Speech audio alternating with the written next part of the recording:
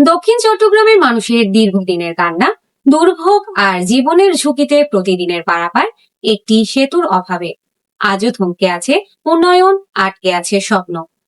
সমুদরিয়া ঘাট, যেখানে প্রতিদিন হাজারো মানুষ মৃত্যুর ভয় বুকে নিয়ে পার হয় মুরালি চানখালি খাত। কিন্তু এই দৃশ্য কি বদলানো সম্ভব না? হ্যাঁ, সম্ভব। একটি মাত্র হোয়াইট অ্যাপ সেতুই বদলে দিতে পারে পুরো দক্ষিণ চট্টগ্রামের চিত্র। আনোয়ারা, চন্দনাইশ ও পটিয়ার মানুষ আজ একসাথে কণ্ঠ মিলিয়েছে।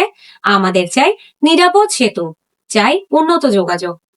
সামাজিক সংগঠন আনোয়ারা ফাউন্ডেশন ইতিমধ্যে মাননীয় প্রধানমন্ত্রীর হস্তক্ষেপ কামনা করে পাঠিয়েছে লিখিত আবেদন।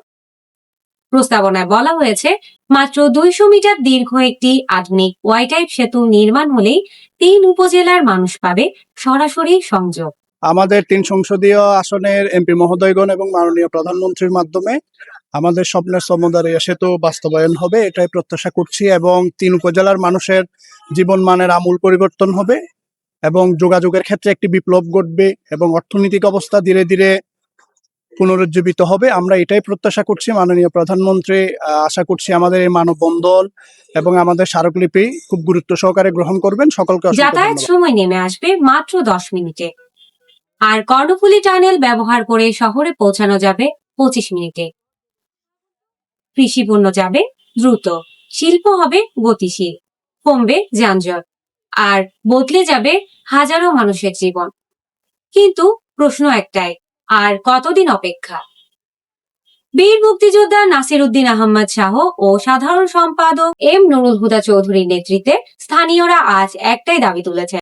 আনোয়ারা ফাউন্ডেশন কর্তৃক আজকে আমরা আনোয়ারা, পটিয়া, চন্দনাইশ উপজেলার মধ্যখানে যে খাল আছে সেই খালে আমরা একটা ওয়াই টাইপের সেতুর জন্য দীর্ঘ 50 বছর যাবত অপেক্ষায় আছি।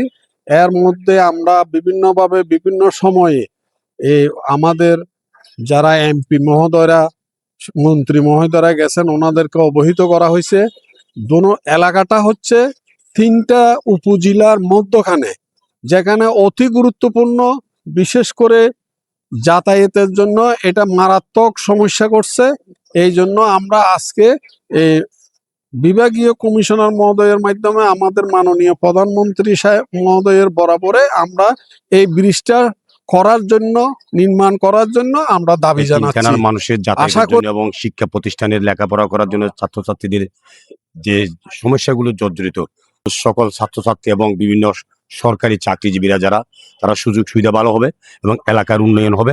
এটা একটি আমাদের দৃশ্যমান এই সরকারের কাছে আমাদের দাবি। এবং আমাদের মাননীয় সাংসদ জনাব সুরার জামান নিজামের সাহেব মহোদয় অত্যন্ত ভালো মানুষ, ওনাকে আমরা দাবি জানাবো এই ব্যাপারে। আমরা চাই এই বৃষ্টির যেন হয়।